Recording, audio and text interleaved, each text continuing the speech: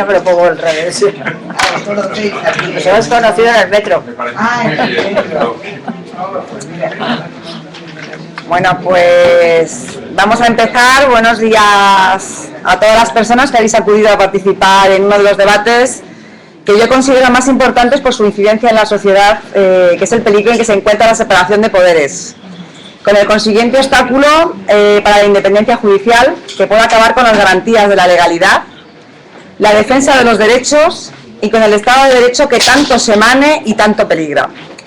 Para que nos ilustre sobre esta situación nada deseable, contamos con una mujer que me vais a permitir que diga, nada, 4 o 5 datos, podría hablar también horas, creo. El primero le va a sorprender hasta ella, que le gusta montar en bici y que se iba a la audiencia y a su sitio de trabajo ante la cara pasmadísima de sus compañeros y compañeras, pues en bicicleta. Entonces ese es el primer dato que quiero destacar y ya nos da un poco de idea de qué tipo de persona es Manuela Carmena. Bien, es una mujer que se ganó con muchísimo trabajo y con muchísimo esfuerzo, pero sobre todo con un gran buen hacer de justicia, el sitio que ocupó y por lo que me acabo de enterar sigue ocupando. Es una mujer progresista, luchadora, dialogante, emprendedora e inteligente. Entre sus iniciativas numerosas voy a comenzar por la última para que no se me olvide. Aquí tenéis una muestra de lo que es una de las empresas proyectos de Manuela Carmena, Centro Penitenciario de Sevilla, Lunares, Centro Penitenciario de Aranjuez y Mujeres Desahuciadas Ecuatorianas. Puso un teléfono en el centro penitenciario cuando era jueza de vigilancia penitenciaria, directo en la prisión para su juzgado, para que los internos pudieran contarle qué pasaba. Yo creo que esto, bueno, no sé, ya os digo, podría decir miles de cosas, pero siempre ha sido una mujer muy comprometida, metiendo el dedo en la llaga, doliese a quien doliese, y acabó con un tema que yo empezaba en aquella época a ejercer como abogada, pero sí que lo recuerdo como algo muy duro, que fue el tema de las astillas, las comisiones de la gente en el mundo judicial en Plaza Castilla, y la llamaban la gente la Plaza de la Astilla, ¿no? Más que de Castilla. Y bueno, pues ella colaboró a que esto se acabase.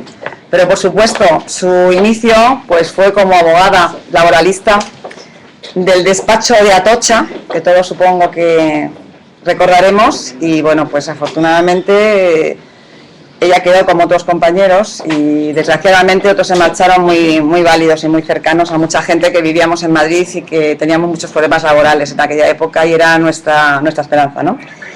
Y nada, pues dicho esto, os dejo con lo que nos va a contar ella y luego pues os digo igual que antes, un coloquio en el cual pues todos podamos aportar y sobre todo recoger unas conclusiones para sacar y sobre todo conclusiones reivindicativas para que este Estado de Derecho no peligre y sobre todo apoyar a la Judicatura, que creo que en este momento es garante de muchas cosas. Muchas gracias, Manuela, por estar aquí. Es un placer y es un lujo.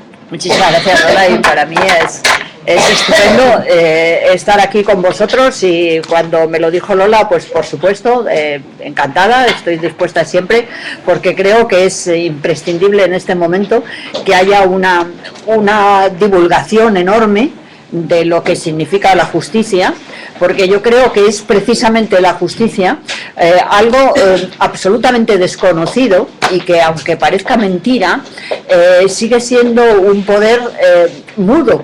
A mí me sorprende mucho cuando yo hablo de estos temas el que realmente lo que de la justicia suele saber la gente lo sabe por lo que dicen los periodistas, pero casi nunca nadie ha visto a un juez hablando directamente y explicando sus resoluciones, ¿no? Es una paradoja, porque la Constitución, una de las obligaciones claras que dice que tienen los jueces es motivar sus resoluciones, que quiere decir que cuando se hace algo, para que no sea algo absolutamente discrecional, hay que explicar por qué se hace, ¿no? Pero esa explicación se ha convertido en una especie de guarismo burocrático y al final acaba siendo algo completamente alejado de la ciudadanía. Entonces, ¿qué ocurre? Que yo creo que la mayor parte de las veces, al ser un poder mudo, que no habla, que los jueces siempre dicen con mucho orgullo que hablan a través de sus resoluciones. Yo creo que no tiene sentido en una sociedad de la oralidad el que se emplee un lenguaje con el poder al que se sirve que es la ciudadanía, que sea una escritura que no tiene respuesta, ¿no? Podemos volver más a ese tema a lo largo de la charla y de la reflexión, porque yo creo que es muy importante, pero lo he utilizado como elemento necesario para justificar el por qué es tan importante, cuando hablamos de la independencia, intentar romper los mitos y sobre todo tener unos conceptos muy claros que nos permitan valorar bien de lo que estamos hablando, ¿no? Realmente la independencia judicial, que está en la Constitución y que forma parte, digamos, de todas las garantías de derechos humanos que se recogen a través de la Declaración y de los pactos de los derechos civiles, sociales y económicos, etcétera, etcétera, se garantiza esencialmente porque los jueces tienen que ser siempre inamovibles. ¿Qué quiere decir eso? Que la inamovilidad significa que tú eres juez, por lo que sea, de tal sitio y te corresponden X asuntos y hagas lo que hagas, a ti nadie te puede apartar de ese asunto, ¿no? Ese es el tema de la inamovilidad. Nadie te puede quitar tu trabajo, nadie te puede cambiar de sitio de tu trabajo. Eso es la gran garantía de la inamovilidad, ¿no? Normalmente los funcionarios que tienen con los jueces, comparten con los jueces el que efectivamente tienen unas tareas públicas, un proceso similar de selección que es la oposición. La gran diferencia es que un funcionario, pues dependiendo de su puesto de trabajo, puede estar en un sitio o en otro, puede haber funcionarios de designación y puede ocurrir, como ocurre en muchas ocasiones, que cuando cambian los gobiernos hay modificaciones de los equipos ministeriales, ¿no?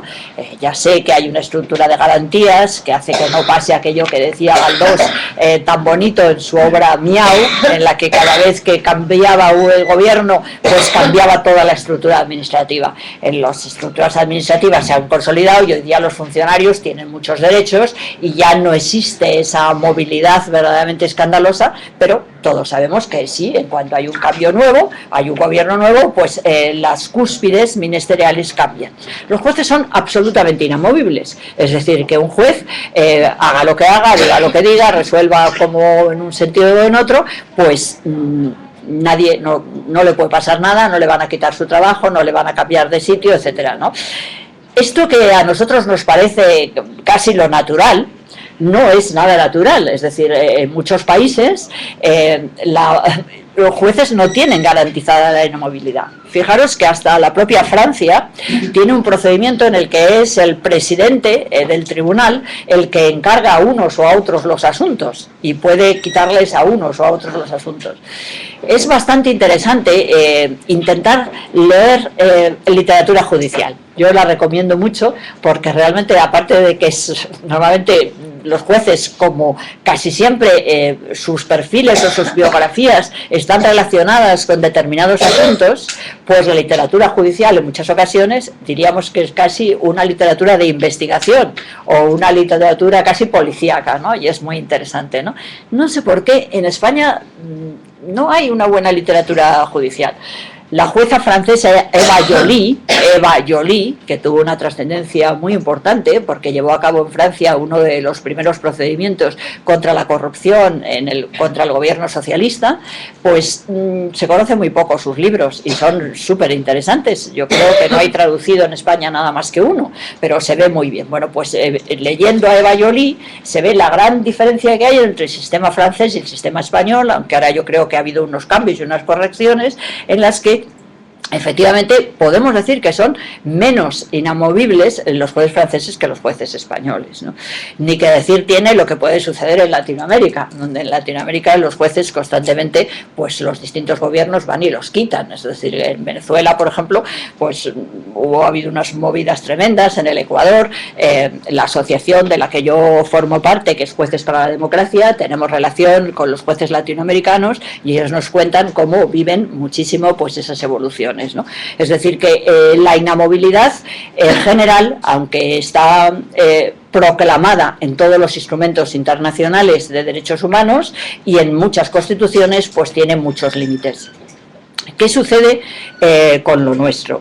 La verdad es que cuando hablamos, y yo comienzo siempre diciendo que los jueces españoles son muy independientes y que tienen un nivel muy grande de independencia, la gente se queda muy sorprendida, porque dice, ¿y cómo podéis decir eso? ¿Cómo puedes decir eso? Cuando ha pasado lo del juez Garzón, cuando nos hemos enterado que al juez que acaba de tomar la decisión de meter en la cárcel al responsable de Bankia, al señor Blesa, pues le han quitado el asunto. Sí, yo creo que hay una maraña que me parece muy importante aclarar. Vamos a ver, insisto, los jueces son absolutamente independientes. Será interesante ver qué tipo de presiones internas pueden tener los jueces para que ellos dejen de ser independientes, ¿no? ¿Por qué quiero hablar de las presiones internas? El juez sabe que no le van a quitar su trabajo, no le van a bajar el sueldo, no le van a cambiar de destino. Entonces, ¿por qué los jueces pueden no ser independientes? Pueden decidir favorecer a uno o a otro de las personas que están en su tribunal.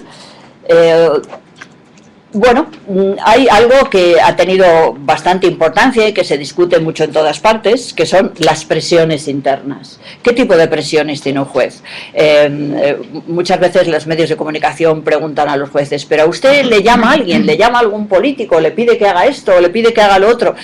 Yo os tengo que decir que en líneas generales las presiones son inexistentes. Yo creo que hay poquísimos políticos hoy día que sean capaces de coger un teléfono y llamar a un juez. Puede ser, si tienen mucha amistad, puede ser. Es verdad que a veces los jueces podemos recibir algún tipo de presiones internas que suelen venir casi siempre por la vía de la propia carrera judicial. Te llama un compañero y te dice un compañero, oye, mira, que en ese asunto que es que resulta que pasa tal cosa, que esta persona es, en fin, a ver si tú lo puedes mirar con cariño. Sí, esas cosas suceden. Os digo que cada vez menos, porque la verdad es que como yo creo que vivimos afortunadamente una cultura de independencia, después eso tiene trascendencia y después además pues se demuestra que realmente es más el que la persona que llama quiere quedar bien con el que le ha dicho que llame que otra cosa. De todas maneras, yo pienso que es muy importante el cortar esa cultura de ese primer nivel de presiones y la verdad es que en la mayor parte de los casos yo no conozco así a nivel general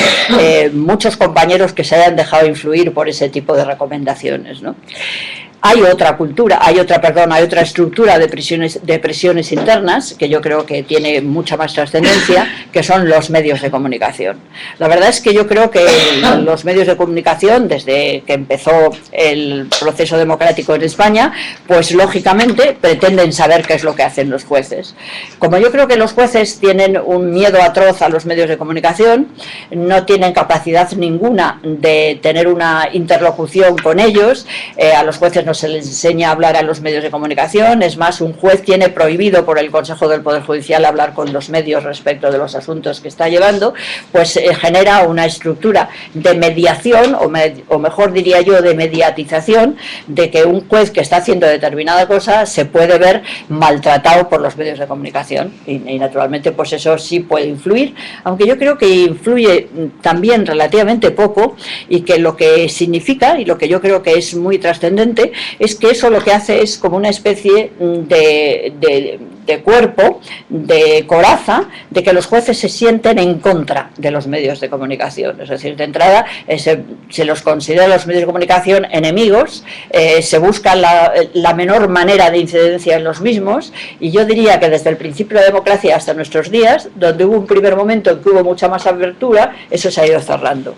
Por ejemplo, en líneas generales, yo me acuerdo que muy al principio, en una entrevista que yo hice en televisión, cuando llevaba muy poco tiempo, vamos, con la Constitución llevaba muy poco tiempo, yo hablé de la necesidad de que el juicio que se iba a llevar por el tema de la tentativa golpista del 23 de febrero, que se debía hacer en televisión y de hacer un seguimiento directamente, ¿no?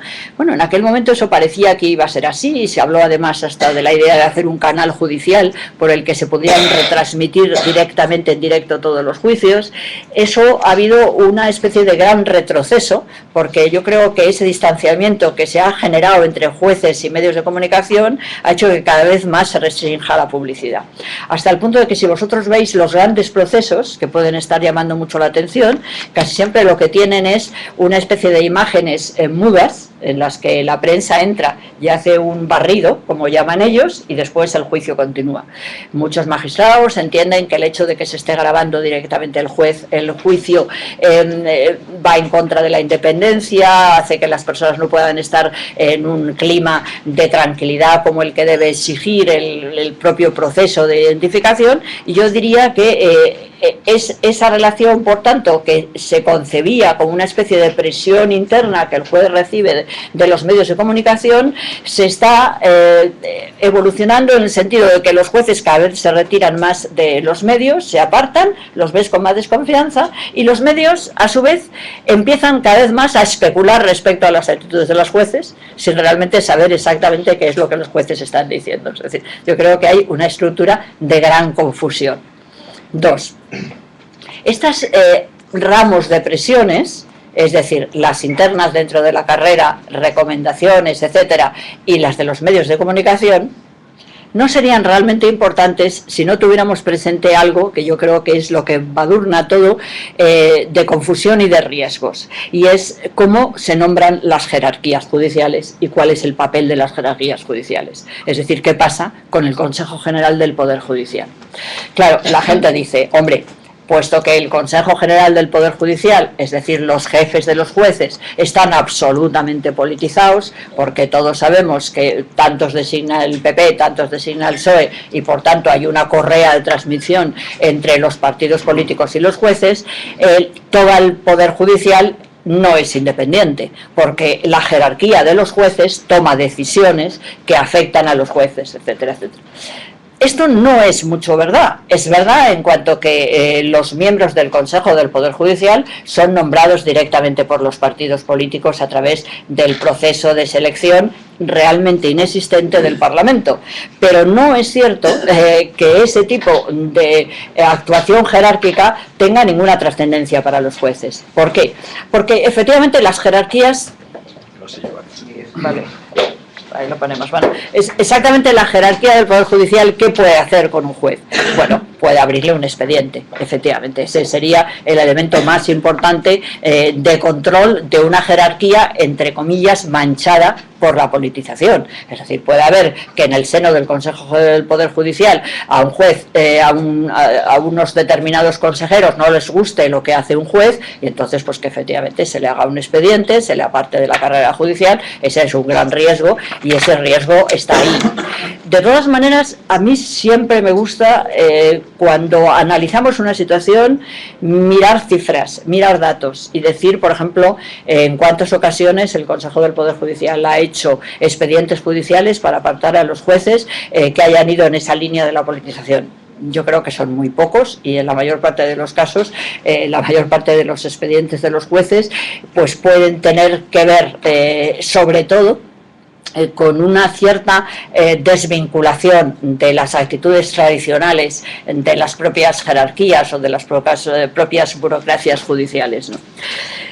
La verdad es que la impresión que se recibe, yo creo que viene absolutamente potenciada, porque todos tenemos que reconocer que hace un par de años la judicatura española tuvo que afrontar con una especie de perplejidad absoluta un atentado de la independencia judicial, como fue la expulsión del juez Garzón por una decisión del Tribunal Supremo. Lo que pasa es que eso que es así, y la lectura es, nadie lo entendía fuera de España, nadie lo entendió en España. ¿Cómo es posible que un juez que sí, que tiene una manera de actuar, pues que puede ser más o menos particular su forma de interpretar el proceso, pero que esa forma de interpretar el proceso había tenido sanciones positivas, había tenido una confirmación positiva en muchas ocasiones? ¿Cómo es posible que ese juez se le haya echado de la carrera judicial? Nadie lo ha podido comprender, digamos, con los términos, con los mimbres en los que se movía la justicia. Máxime cuando hay que aceptar que los propios magistrados que llevaron a cabo la causa por la que se expulsó al juez Garzón de la judicatura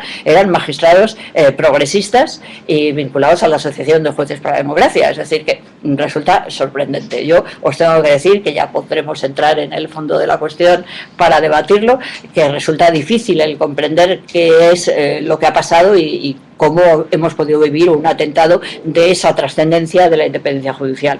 Atentado además que yo creo que ha afectado muchísimo a la propia carrera judicial, que en estos últimos años cada vez es más temerosa de llevar a cabo interpretaciones diferentes a la cultura judicial mantenida por las jerarquías, no tanto politizadas, sino por las jerarquías técnicas, ¿no?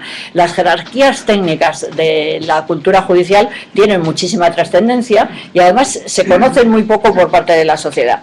Fijaros, por ejemplo, que yo voy a poner un ejemplo, no sé si alguno de vosotros, que sé que sois todas personas interesadas en este tema, ha tenido curiosidad de leer las distintas resoluciones judiciales por las que la Audiencia Provincial de Madrid ha revocado la instrucción que llevaba a cabo el juez de instrucción de Madrid número 15, que había sido quien había tomado la decisión de encarcelar al señor Blesa en cuanto responsable de la concesión de unos créditos que podían formar parte del empobrecimiento en el que estaba el banco, ¿no? Las resoluciones judiciales están colgadas en la página web del Consejo, se pueden acceder por cualquiera y sin embargo yo creo que no es posible que se hayan accedido porque resultan extraordinariamente confusas y dificilísimas de seguir, porque todas ellas se basan en algo que a mí me parece muy interesante analizar, y es la supremacía de unos valores técnico-jurídicos abstractos que manejan las jerarquías judiciales, ni siquiera las políticas, las jerarquías judiciales técnicas, con ciertos apoyos universitarios jurídicos, que pueden llevar a producir, yo creo, verdaderos actos de incomprensión e indebidos en relación con la ciudadanía. Ya sé que esto es un poco confuso, pero no pasa nada, para eso es el debate y lo vamos a seguir estudiando, ¿no? De todas maneras, lo que me interesa es partir de eso que yo he afirmado. Las jerarquías judiciales, aunque el término que tienen de incidencia en las decisiones judiciales es muy pequeña, porque no hace referencia nada más que a los expedientes que pueden hacer los jueces del Consejo a los jueces de la carrera judicial, y la práctica nos demuestra que ha habido muy pocos expedientes que hayan sido en ese camino. Es verdad que está politizada, porque la nombran los correspondientes parlamentos y a través de acuerdos con los partidos políticos, ¿no? Eso ha hecho que desde hace mucho tiempo una cuestión siempre a debatir es por qué se nombran los vocales del Consejo del Poder Judicial, es decir, las jerarquías de los jueces, por qué se nombran por los partidos políticos en las correspondientes cámaras legislativas. Y se ha hablado de muchas soluciones. En un tiempo se habló de la conveniencia de que fueran los ciudadanos los que directamente nombraban eligieran a los miembros del Consejo General del Poder Judicial. En otras ocasiones se ha hablado de que la manera de democratizar, entre comillas, a la carrera judicial, nombrando unas jerarquías no políticas, es que sean los propios magistrados quien elijan o quien elijamos a nuestros correspondientes representantes en nuestra cúspide, ¿no? Mi opinión personal es que todo esto es verdadero retroceso y además se ciñe bien a la decisión que ha tomado últimamente el ministro de Justicia Gallardón, modificando de nuevo la forma de nombramiento del Consejo General del Poder Judicial y en este caso todavía más grave el propio Consejo General del Poder Judicial. Yo creo que son todo caminos equivocados. Para mí el camino sigue siendo que deben ser las cámaras las que elijan a los magistrados, sin perjuicio de que tampoco me desagrada y no me parece nada mal el que pudieran ser los propios ciudadanos que eligieran a los magistrados, ¿no? Esto que parece que llama mucho, en fin, que parece una cosa que es muy sorprendente, no hay más que leer un poquito de historia. En el 1909, 1912, estando Clemenceau en la Tercera República Francesa, una de las reivindicaciones constantes que había es que los ciudadanos eligieran directamente a los jueces. Es decir, que esa es una reivindicación histórica en el mundo y que podría ser muy bien objeto de debate para las reformas constitucionales o las reformas en los hábitos de llevar a cabo el funcionamiento de las instituciones que todos pensamos que tenemos que hacer, ¿no? De todas maneras, yo creo que con el sistema que diseñó la Constitución, de que fueran las cámaras las que elegían a los magistrados que deberían ser los miembros del Consejo General del Poder Judicial, podía ir bien si las cosas se hicieran bien. Ahí es donde yo creo que me gusta mucho poner la llaga. El verdadero problema que yo creo que tiene la democracia española no es tanto la necesidad de reformas legales, sino la necesidad de revisar los hábitos de funcionamiento de nuestras instituciones. Algo malo pasó al principio de la consolidación de nuestra democracia, que perdimos gran parte de lo que había sido una fuerza enorme, yo creo de las fuerzas progresistas y de desarrollo, y que fuimos capaces de acabar con el franquismo y de implantar la democracia. A partir de ese momento algo pasó. Nosotros teníamos nuestra manera de actuar, teníamos una manera de entender los partidos, de entender las instituciones, pero de pronto las instituciones es como si nos cayeron encima y no fuimos capaces de modificarlas nosotras, y aceptamos los hábitos y los vicios que las instituciones tenían en otros muchos países, y quizá les dimos también los nuestros y particulares. Yo os quiero contar una anécdota que siempre recuerdo y que me parece que es indicativo de qué daño nos hizo el franquismo, qué daño nos hizo la dictadura, que no fuimos capaces de proyectar esa enorme fuerza en nuestras nuevas instituciones. Yo estoy de jueza en aquel momento en San Lorenzo del Escorial, y viene a tener un juicio pues un abogado de los que formábamos parte pues del grupo progresista. Nosotros nos llamábamos entonces los del Salón de la Virgen, nos reuníamos todos los sábados y tal. Este hombre estaba más o menos vinculado al Partido Socialista, pero en fin, bueno, total, tuvimos el juicio y acabamos el juicio y nos fuimos a tomar un café. Y entonces pues no sé cómo salió el tema y yo expliqué un poco algo de lo que opinaba y tal. Y entonces este magistrado se quedó un poco diciendo, pero entonces tú te crees esto de la justicia, es decir, ¿no me vas a dar la razón a mí? Yo me quedé absolutamente colapsada, ¿no? Yo dije, ¿qué me estás diciendo? Por supuesto. Entonces me dijo, pero entonces tú te crees esto de la justicia, ¿no? A mí me sorprendió muchísimo porque yo dije, ¿cómo es posible que haya podido pasar esto? Y fijaros otra anécdota que recuerdo. Había un magistrado maravilloso que había estado en Justicia Democrática, un hombre maravilloso. Él estaba en una sala de lo contencioso administrativo y medio en broma, medio en serio, él decía, yo cuando tengo que ver en la sala superior del Tribunal Contencioso Administrativo determinadas resoluciones administrativas, digo, me fijo en la fecha, como en los vinos. Si son de la época anterior, pues, en fin, tiendo a revocarlas, ¿no? Bueno, yo creo que eso era un poco esa especie de confusión entre la que todos teníamos, de que habíamos vivido pues una situación en la que todo lo rechazábamos porque era todo rechazable, todo lo relativo a la dictadura franquista era todo rechazable, todo por definición, pero yo creo que a partir de ahí no habíamos elaborado bien que en una sociedad democrática, pues efectivamente íbamos a tener jueces, no se había hecho además una verdadera limpieza de la judicatura, los jueces del franquismo convivían con los jueces para la democracia, para entendernos. Yo tengo también un flash muy importante, y es de que yo llego a la Junta de Jueces de la Plaza de Castilla y estoy sentada al lado del magistrado del Tribunal de Orden Público que me metió a mí en la cárcel, y estamos de compañeros, y claro, vivíamos esa situación de una transición muy positiva, pero que no había limpiado, había compañeros. Y entonces pues había esa sensación de, bueno, pues que claro, lo que digan ellos no va a valer lo mismo que lo que digamos nosotros. Bueno, son pequeños retazos que vienen a justificar un poco que de alguna manera, de nuevo, el fin justifica los medios. Es decir, que lo importante es, oye, que es que para salvar la democracia tú tienes que hacer esto, es que para salvar la democracia... no sé, ahí empezaban a caer capas, y de alguna manera eso nos iba a impedir el tener el comportamiento institucional que a la larga debíamos tener, porque al principio era salvar la democracia, luego era salvar el partido, luego era, y a partir de ahí pues yo creo que, bueno, se vivía lo que se vivía, ¿no? ¿Qué sucede? Que yo creo que estamos ahora en un momento en el que es necesario decir en qué nos equivocamos, vamos a analizarlo y vamos a intentar analizarlo y cambiar. Y vamos a fijarnos en personas que deben ser ejemplo de lo que debíamos haber hecho, ¿no?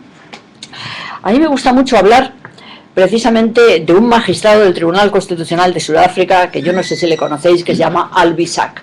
Yo tuve la enorme suerte de conocerle personalmente.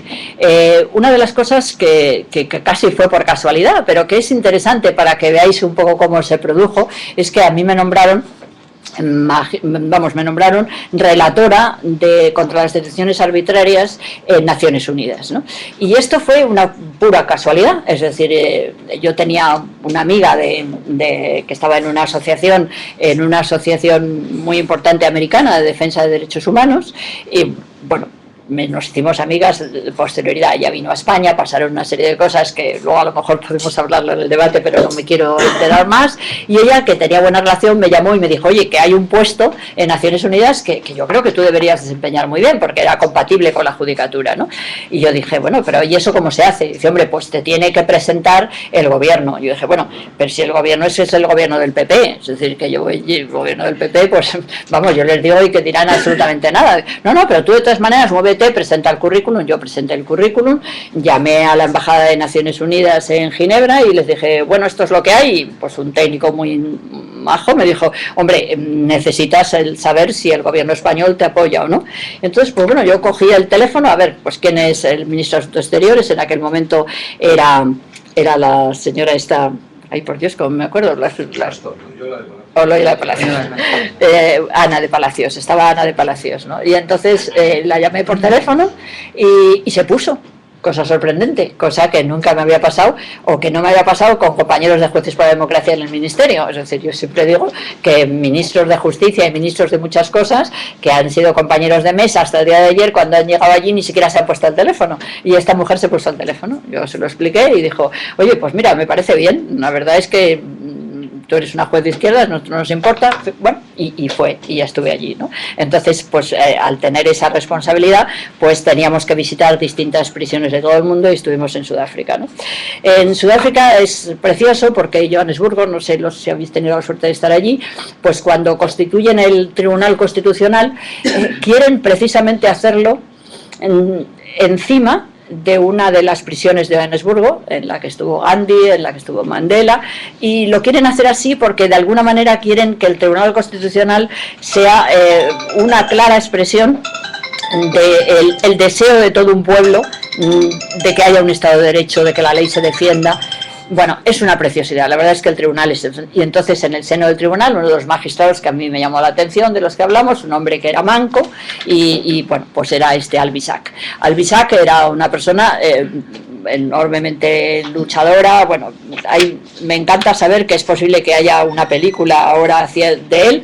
Él escribe un libro que está en inglés, pero que alguna vez igual se traduce, que es muy interesante, que cuenta su experiencia. Se llama La tenue venganza de un luchador por la libertad, y este hombre, pues, que es abogado y, en fin, con toda una serie de circunstancias, al final Mandela le nombra para el Tribunal Constitucional, le hace magistrado del Tribunal Constitucional. Y de lo que cuenta Albisac en sus libros es que lo que más le costó es quitarle la razón a Mandela y tener que revocar las decisiones de Mandela. Ahí es donde yo creo que es la grandeza de las instituciones. Si nos queremos las instituciones, nos las queremos, aunque se perjudique el partido, aunque se perjudique la democracia. No, la democracia no se perjudica nunca si nosotros somos capaces de decir al magistrado que le ha nombrado, al tribunal que le ha nombrado, no tienes razón. Esa es, yo creo, la grandeza de la democracia, y yo creo que en la medida en que no seamos capaces de que exista una cultura de las instituciones que nos deje claro, que nos haga olvidar todo ese pasado franquista que en alguna medida venía a justificar, pues eso, de que el fin justifica los medios y todo ese tipo de cosas, pues no podremos avanzar. Y yo creo que si hubieran hecho las cosas así, pues no estaríamos en la situación en la que nos encontramos. Pero además de eso, faltaba también otra cosa, y es que cuando se diseña el Consejo General del Poder Judicial, es decir, la estructura de la jerarquía de los jueces, se piensa que la independencia está garantizada simplemente con la inamovilidad a la que antes me refería. No puede pasar nada porque te quiten, porque tal, no sé qué. No va a haber nunca independencia si la justicia no tiene la capacidad de gestionar la justicia, ¿no? Es decir, si de ti no depende los medios, si de ti no depende el que tú seas responsable de que efectivamente las instalaciones sean correctas, los tiempos sean los que deben, etcétera, la gestión de la justicia, ¿no? No sé por qué no se tomó esa decisión. He encontrado unos documentos muy interesantes que hacen referencia a unos, se llama algo así como debates del Partido Comunista, me parece que es pues justo después de los primeros acuerdos de la Moncloa o algo así, sobre el Consejo General del Poder Judicial, en el que se ve cómo desde la izquierda hubo un sector muy importante de gente que dijo, alto ahí, La independencia no es solamente una cuestión teórica de que los jueces no puedan ser movidos de su sitio, sino también los medios que necesitan los jueces. Es decir, todo debe depender del Consejo. Y esa fue la postura que algunas de las personas mantuvimos en su momento y que yo creo que ahora es más importante que nunca mantener, cuando precisamente Gallardón lo que ha hecho ha sido desmontar el Consejo General del Poder Judicial. El Consejo había dos caminos. Uno, aparte de la elección, o hacemos que sea realmente eficaz y le damos todas las competencias de los secretarios, de los funcionarios, de los medios, del dinero, del presupuesto, o lo quitamos. Y Gallardón lo que ha hecho es, lo quitamos. ¿Por qué? Porque no me interesa que los jueces tengan poder. En este momento, y a la vista de las circunstancias actuales, la visión desde el punto de vista de una actitud liberal en la que la división de poderes, pues aunque se proclame, nunca gusta al que está en el poder, pues resulta muy cómodo el restar capacidad de los jueces, ¿no? Entonces estamos viviendo estos días al final de lo que debió ser el modelo de los jueces. El modelo de los jueces debió ser un modelo de gestión completa que había que estar articulado, desde mi punto de vista, en clave de comunidades autónomas. Puesto que somos un país con comunidades autónomas, el Consejo del Poder Judicial no podía ser un órgano central, sino que tenía que ser un órgano comunitario, en la medida que hubiera vocales que estuvieran designados por los distintos marcos autonómicos y que después conviviera y llevara a cabo toda la competencia. Esto pues no se ha ido así y entonces pues sucede lo que sucede y os cuento. Yo estoy de jueza de vigilancia penitenciaria en Madrid y en un momento determinado pues lo hacía referencia a Lola. A mí me parece que es muy importante pues el que los presos puedan llamar por teléfono directamente a los juzgados y otra serie de cosas, entre ellas pues el que hubiera asistentes sociales. En aquel momento no había ningún asistente social en el juzgado y era un disparate porque necesitabas comprobar muchas cosas, venían los familiares de los presos, había que atenderlos y muchas veces pues hacían falta asistentes sociales, ¿no? Y entonces pues yo llamé a justicia, me dijeron, nada, no hay posibilidad ninguna. Bueno, pues nada, pues habrá que pensar cómo lo consigo y entonces pues hablé con el director general de instituciones penitenciarias que en aquel momento ya empezaba a depender del Ministerio del Interior o fue el momento cuando se cambió, era el señor Asunción, ¿no? Yo le expliqué lo que quería. Sí, nada, muy bien, pues te vamos a poner 2 asistentes sociales y tal.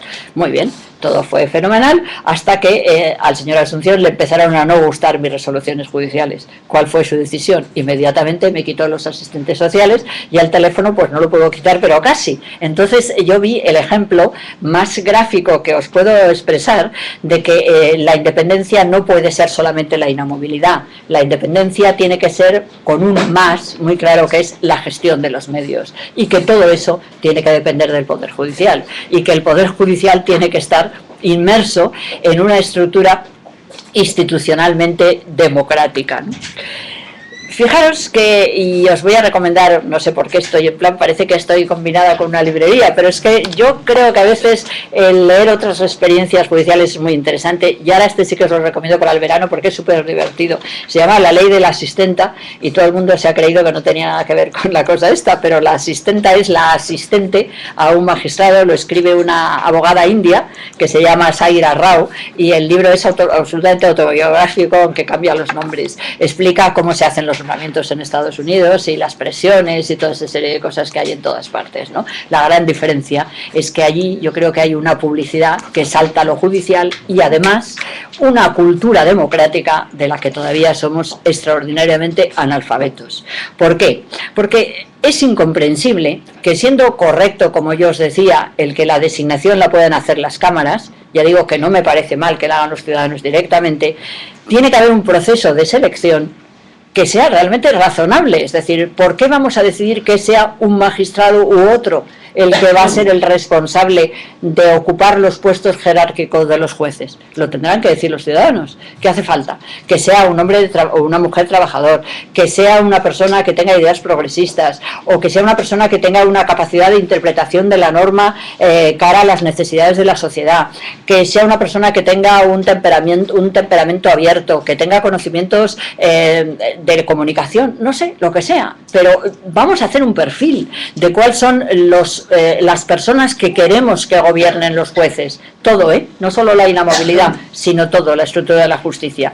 Y vamos a hacer, pues como se hace en Estados Unidos, todos unos procesos de selección muy complejos en el que se hacen muchísimas preguntas y sobre todo en el que se responsabiliza a las personas que son designadas de conseguir unos determinados objetivos, ¿no?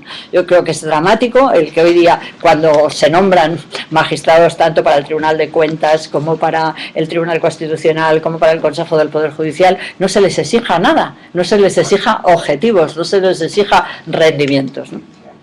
Me parece que es una evidencia de que no tenemos cultura democrática. Y quiero concluir diciendo que la cultura democrática, cuando está relacionada con el derecho y con las normas, tiene que tener una presencia en la universidad que desgraciadamente no tiene. Yo, de las cosas que más me sorprende es que los programas de la Facultad de Derecho son los mismos ahora que los que yo estudiaba. ¿Cómo es posible que después de tantísimo tiempo se siga estudiando el derecho igual? ¿Por qué? Porque se estudia la norma, pero nunca se estudia la incidencia de la norma en la sociedad. Nunca se estudia las consecuencias que la norma produce en la sociedad. No se evalúan las leyes, no se evalúa el resultado de la norma y, por tanto, el derecho acaba convirtiéndose como una arma técnica o una estructura técnica que puede ser utilizable para cualquier cosa, porque lo importante que es la prueba del 7, el que realmente sea un instrumento útil para las grandes mayorías, para la mejora de los ciudadanos, las grandes mayorías de ciudadanos, no existe, ese elemento de constatación no existe. De ahí el que yo haya insistido muchísimo, y no puedo resistir a vosotros decíroslo, en la necesidad de reinventar el derecho. No podemos estar viviendo un derecho que es realmente es no del siglo XIX, es casi del siglo XVI, ¿no? A mí me gusta mucho contar en este tipo de cosas el que hoy día, por ejemplo, en el Código Civil sigue existiendo una norma en la que dice que si hay una discusión entre un patrono y un obrero, siempre habrá que creer sobre si le ha cobrado o no el salario, si la discusión sobre eso, siempre habrá que creer al patrono. Y eso lo dice el Código Civil. Ya sé que no está en vigor, porque la Constitución lo impide, naturalmente, porque hay una ley de relaciones laborales, por muchas cosas. Pero está en el Código Civil. ¿Qué quiere decir? Que estamos viviendo una estructura normativa absolutamente abstracta, porque nunca el derecho se mide con el individuo. El individuo y el derecho van por dos caminos completamente distintos, cuando no tiene sentido, porque la norma la creó el individuo para conseguir vivir mejor, todos, él y la sociedad. Y de ahí para mí la necesidad de reinventar el derecho, y dentro de la reinvención del derecho, la divulgación y la cultura jurídica. Y ya para concluir, lo ha dicho Lola, pero efectivamente ahora ya jubilada, pues entre otras las cosas que estoy metida es intentar hacer una, aparte de la reinvención del derecho, que llevo un blog y que voy a sacar dentro de poquito, sacaremos un juego de mesa que se llama precisamente Pleitos y que es una manera de divulgar el derecho, pues estoy intentando con esta pequeña sociedad que he creado buscar puestos de trabajo, intentar facilitar el trabajo. Es una sociedad de abuelos que se llama Yayos Emprendedores SL y entre otras cosas pues comercializamos estas cosas que hacen en la prisión y que son pues zapatos y vestiditos para bebés, que para hacer un regalo pues viene muy bien y que me encantará que nos compréis. Nada más, muchas gracias.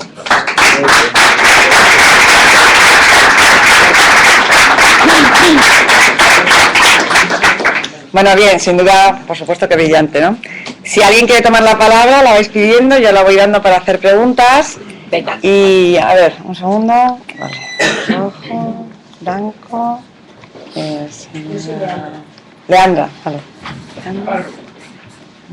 Navarro. Carmen, Pilar. Javier. David. Bien, pues ahora mismo os voy dando la palabra uno a uno. Pero yo no quería dejar de pasar el preguntarle a Manuela. Sí. Es decir, cuando el ministro Gallardón, actual de Justicia o de Injusticia, estaba en la oposición, es decir, no había accedido a ser ministro de Justicia, hizo una propuesta por la línea que tú estabas diciendo, es decir, que se eliminase incluso el Ministerio de Justicia y que fuesen los jueces los que se gestionaran, ¿no? Tanto de medios como bueno, pues todo lo que tengáis que elegir entre vosotros, ¿no? Y que os afecte de alguna forma a vuestra carrera judicial y a vuestra vida diaria como juristas y como miembros de la judicatura. Justo llega el gobierno, aparte de saber que, bueno, yo creo que aquí en esta sala prácticamente todos pensamos lo mismo, nos han engañado como a chinos, ya no solamente a los que les votaron, sino a los que veíamos estupefactos cómo no cumplen nada de lo que dijeron, pero es que ha cambiado totalmente, es decir, os quiere de alguna forma, bueno, pues controlar el Poder Judicial, ¿no? Y quería saber, bueno, pues tu opinión en cuál pueden ser, sobre todo, los efectos si esto se llega a producir en el Estado de Derecho. Y ahora ya voy dando palabras, ¿vale? Bueno, la verdad es que no solamente él, otros ministros en la oposición dijeron ser partidarios de dar todos los medios de gestión a los jueces, tanto socialistas como populares, y ninguno lo cumplió cuando llegó al ministerio. Cuando llegó al ministerio se enamoraron del ministerio y decidieron que el ministerio estaba fantástico y que lo que sobraba es el consejo, ¿no? Lo que va a pasar, yo creo que desgraciadamente es una continuación de lo que ya está pasando. Es decir, la judicatura está teniendo ahora más miedo que nunca. Yo creo que una judicatura mucho más valiente la tuvimos hace una serie de años.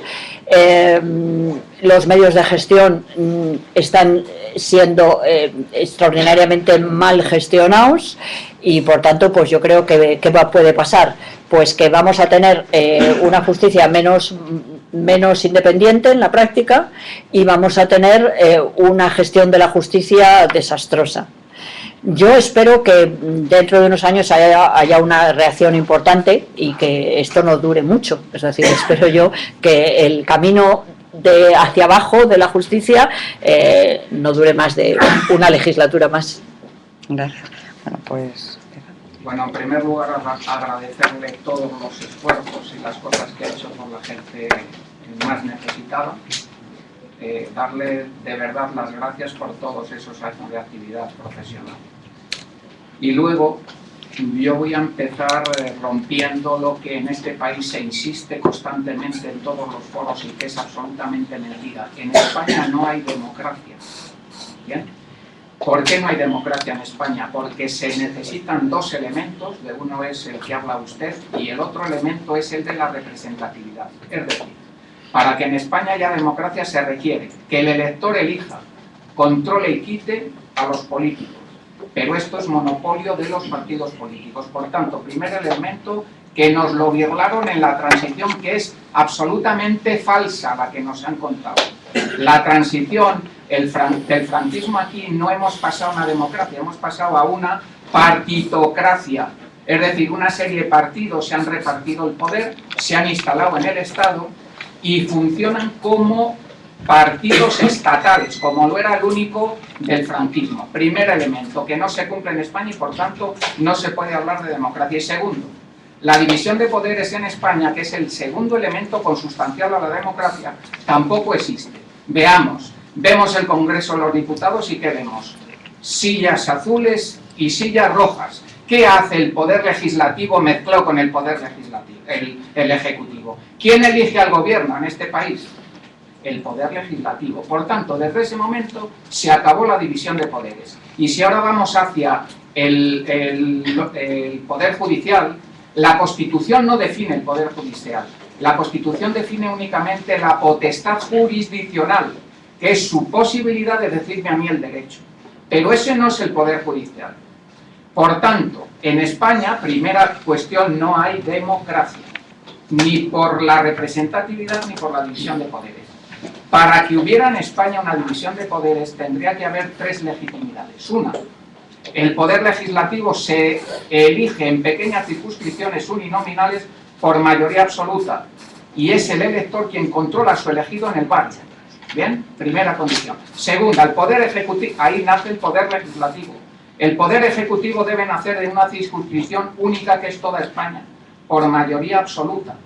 Y el Poder Judicial debe nacer, desde mi punto de vista, usted plantea dos cuestiones. Cuando el Poder Legislativo elige al Poder Ejecutivo, se acabó, usted ya como jueza no es independiente. Usted puede ser independiente porque tiene carácter, pero a medida que se sube arriba en la jerarquía, se acabó. Y fíjese usted la barbaridad que hay en España y en muchos países. El Tribunal Constitucional es un tribunal de excepción, es un tribunal excepcional, fuera de la jurisdicción. No, aquí tiene que ser el juez de primera instancia quien diga si es constitucional la norma y que los órganos sucesivos vayan corrigiendo esa cuestión. Pero ¿qué es esto de establecer un órgano al margen de la jurisdicción, como es el constitucional, como órgano excepcional? ¿Eso quién lo nombra? Los políticos. ¿Qué garantía tienen los políticos? Que si el Tribunal Supremo dicta una sentencia contraria, por ejemplo a José Barrio Nuevo, ¿la recordamos? ¿Sí? El Tribunal Constitucional tiene la capacidad, ¿sí?, a través del amparo, de modificar eso. Por tanto, claro, pero fíjense que no solo es el Tribunal Constitucional, Tribunal de Cuentas, ¿vale? Por el Consejo General del Poder Judicial. Todos los órganos importantes del Estado los tienen monopolizados los partidos. Por eso esto es una corrupción generalizada, porque no hay manera de fiscalizarlos. Se escapan siempre. Y como usted bien ha dicho, cuando llegan arriba las jerarquías judiciales, ¿quién las nombra? Los propios partidos. Ahí no hay garantía de independencia. Y un juez tiene que ser independiente. Propuesta que yo hago para que los jueces sean independientes. Que el órgano de gobierno del Poder Judicial lo elijan jueces, magistrados, secretarios judiciales, abogados, procuradores, peritos, todos los que intervienen en la administración de justicia, porque sabrán si usted es una juez competente y entonces le elegirán a usted como la máxima representante del Consejo del Poder y usted organizará eso. Fíjese usted si no hay independencia en este país que se llama Ministerio de Justicia, ya termino. Ha planteado muchísimas cosas muy interesantes, ¿vale? Pero se necesitaría... Ahora. Ministerio de Justicia. ¿Qué es esto de Ministerio de Justicia? ¿Qué es esta mezcolancia entre el Poder Ejecutivo y el Poder Judicial? El Ministerio de Justicia debe desaparecer, absolutamente, como debe desaparecer el Tribunal Constitucional, ¿vale? Para garantizar y darle una legitimidad real, separada de los otros poderes, si no, no hay manera. Ha citado usted a Garzón, pero el señor Liaño también. Y aquí se nos tenía que caer la cara de vergüenza con esa injusticia tan enorme que se hizo con ese señor. Bien, Vale, gracias. Yo pido las intervenciones sean un poquito más cortas, más directas, quizás si queréis preguntar algo o lo que sea, pero bueno. ¿Está la señora aquí? Sí. Sí. Bueno, a ver, yo antes, si no he entendido mal, decía que el Consejo del Poder Judicial actúa frente a un juez más o menos si le gusta a ese juez. Yo entiendo, digo, lo racional, creo que a lo mejor yo lo he entendido mal, no es que se investiga a un juez, se ha prevaricado tal, no es que le guste a los magistrados que componen el Consejo del Poder Judicial, a lo mejor yo lo he interpretado mal. Y luego, si no he entendido mal, dicen que los medios sí que es una cosa que influyen en los jueces. Los medios de comunicación se refería, ¿no? Y que es verdad que están a veces haciendo, por lo menos lo transmiten así, juicios paralelos, están presionando lo que ha ocurrido con este, me parece que se llama el vídeo, el de Iglesias, que parece ser que está por revelarse. Porque yo leí un comentario y quería que me aclarara si esto puede pasar, de que se puede crear una estrategia para defender a alguien de la siguiente manera, prevaricando, o sea, ya se anticipa y se negocia con el juez la prevaricación, como por ejemplo vamos a poner un caso de Blesa, para que el procedimiento se anule, yo no entiendo de cosas técnicas, ¿sabes? Se anule y de esa manera al final ese señor sale a la calle como ha ocurrido. Es que ese comentario lo leí, bueno, pues uno de esos comentarios donde hay una noticia y ojo con esto, que esto hay jueces que pueden sacrificar su carrera y pactar un poco, es lo que venía yo a entender al comentario y además decía que era abogada. A mí eso me preocupaba muchísimo, pero la reacción de este juez parece que me da la tranquilidad de que no ha sido así, pero la estrategia, es decir, llega uno a un punto, un ciudadano normal que dice, la gente que tiene más dinero y tal tiene una estrategia jurídica para poder plantear un abogado, para librar a una persona de un delito grave de que al final, pues utilizando esta autoridad, ¿no? Y luego, cuando hablamos de los medios de comunicación, yo reflexiono y llego a dónde. ¿Quiénes son los dueños de los medios de comunicación? Los grandes capitalistas. La banca. ¿Por qué creemos que tenemos pluralidad? Porque tenemos el ABC y el país y el otro, y efectivamente eso está quitando, yo creo que también, mucha independencia. Y mi conclusión final es que si el ciudadano, para mí, la democracia, efectivamente estoy de acuerdo totalmente, la representatividad y tal, pero la que para mí me hace sentirme tranquila, sentirme en un país seguro y garantizado todos mis derechos, es que la justicia para mí es la que consolida. Y la sensación que tenemos, por lo menos la gente que yo es que estamos ahora mismo desamparados por la justicia, porque hace poco he leído que se ha metido a alguien en la cárcel, no recuerdo bien, pero por un delito mínimo, cuando un señor que roba 40 y tantos millones se le libera, y cuando un ciudadano normal y por una necesidad se le criminaliza y se le mete un año de cárcel, yo me siento desamparada. Y sabe lo peor, lo que yo pienso es que cuando no hay justicia, la justicia la debe ser, al final se toma la sociedad la justicia por su lado. Y llegará un momento, eso es lo que más, tanto como el hambre, pero lo que yo creo, en mi opinión personal, que puede desencadenar algo grave, yo no sé qué opinará usted, es el que efectivamente nos estén limitando la justicia. Yo como ciudadana actualmente cada día me siento más desamparada. Vale. Si os parece, yo he tomado turnos de palabra, pero voy a dejar que Manuela vaya contestando, sí, para que no haya un galimatías. Cada dos intervenciones, si te parece, Manuela. Vale, ¿va bien? Venga, perfecto.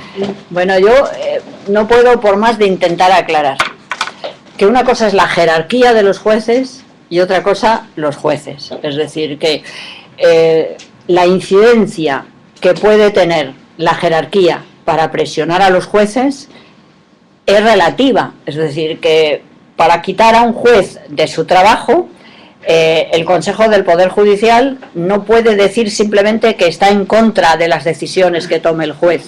Para eso, te quiero decir, está el delito de la prevaricación, exclusivamente. Eso es cuestión de los tribunales.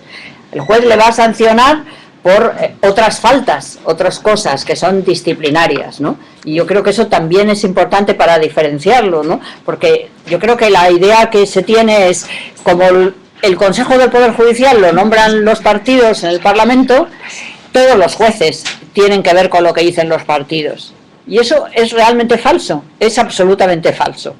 Sin embargo, de que sea cierto, el que el ciudadano pueda sentirse muy desprotegido en la medida en la que la manera de actuar la justicia está muy de espaldas al ciudadano. Entonces tú dices, claro, es que es súper, yo me siento completamente desprotegida porque he oído que a una persona, pues por haber cometido un delito pequeño, le van a meter en prisión, y a una persona que ha robado, bueno, claro, ahí es necesario ser muy adultos y ver datos, ¿no? Por ejemplo, ¿cuántas personas están en la cárcel y por qué? Eso es un tema también verlo, ¿no?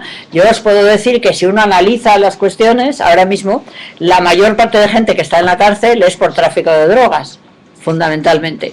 Y yo creo que ahora en este momento pues el tráfico de drogas no es lo que le preocupa a esta sociedad, pero así es, hay mucha gente que está en la cárcel, mucha gente, yo diría casi el 80% tiene que ver con las drogas. Por hacer robos, pues por hacer robos, si no se hace daño a la persona robada, cuando los robos son muy pequeños, yo casi os juraría que no hay nadie, es decir, porque eso no es tampoco así. ¿Cuántas personas por delitos de cuello blanco están en la prisión? Muy pocas, desde acuerdo, pero muchos más que hace unos años que no había ninguna. Es decir, que esos datos yo creo que también es necesario tenerlos presentes, ¿no? Yo creo, lo terrible para mí es que los jueces no hablemos. Es decir, a mí me hubiera encantado poder ver sentados en una mesa al juez Elpidio y a los magistrados de la Audiencia Provincial de Madrid que han revocado su decisión, y que todo el mundo hubiera escuchado lo que hubieran dicho, porque es que nadie lo sabe. En primer lugar, ¿por qué la Audiencia Provincial de Madrid ha dicho al juez que no debió haber hecho lo que había hecho? Pues por una cuestión muy formal, de que en noviembre de hace casi 2 años, pues abrió de nuevo un procedimiento que él anteriormente lo había cerrado, y lo había cerrado diciendo que no tenía ningún elemento de prueba, y que cuando lo vuelve a abrir no hay nada nuevo. Bueno, por eso, que es puramente formal, de técnica jurídica, y que ha pasado hace casi 2 años, la audiencia toma una resolución. Esa resolución es una resolución larguísima, llena de comentarios jurídicos que nadie entiende, y al final todo esto se mezcla en decir, uy, lo que habrá detrás, y de verdad, en este caso concreto, conozco a las 4 personas implicadas. Me encantaría, porque diríais, saldríais aquí de una idea, ¡buah, se ha confirmado! Pues no, os tengo que decir que creo que no hay nada.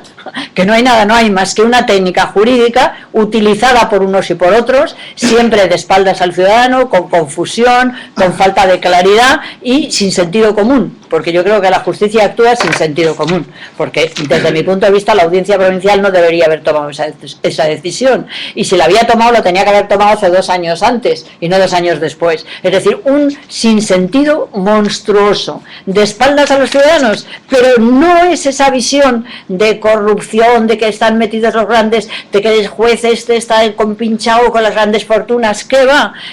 A veces queremos dar una explicación a la historia que la historia no la tiene, es mucho más triste, es simplemente una desconexión brutal entre lo jurídico y lo moral, entre lo moral y los derechos de los ciudadanos, en un poder absolutamente opaco, ¿no?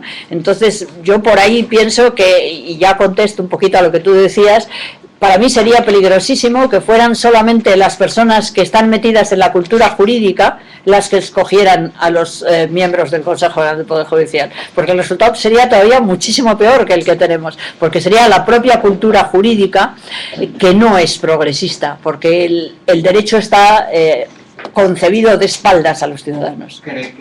Perdón. Es que ¿sabes qué pasa? Que hay muchas palabras y hay media hora, lo siento. Que en el ámbito jurídico hay tendencias entre los jueces. Pues la mayoría. Por favor, de verdad, yo lo siento, es que palabras pedidas. Ya sé que es un tema y además es interesantísimo. No aprovechar y queremos a lo mejor estrujar a Manuela, pero es que todos los compañeros han pedido muchas palabras, lo siento. Navarro. Sí, yo coincido bastante con la exposición que ha hecho el compañero. Pero yo voy a hablar desde la cultura del ciudadano de calle, cómo vemos la justicia. Y desgraciadamente hoy se le puede empezar a dar, y no es de mi agrado, la razón a aquel famoso político que dijo la justicia en España es un cachondeo. ¿Recordáis? Pues eso es, un cachondeo. Y eso se refleja en las encuestas. Yo te felicito por tu trayectoria, pero sobre todo te felicito porque continúes en este compromiso que hiciste con la sociedad, porque yo, una vez jubilado. Yo recuerdo que estábamos en un acto de constitución de Frente Cívico, precisamente porque queremos crear un movimiento ciudadano que cambie todo eso.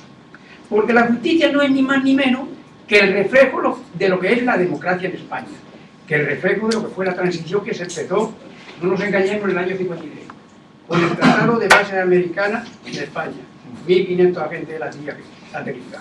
Y luego, con el año 59, la visita de Eisenhower a España. Por lo tanto, esa es la transición que tenemos, esa es la democracia y esta es la justicia. No nos engañemos.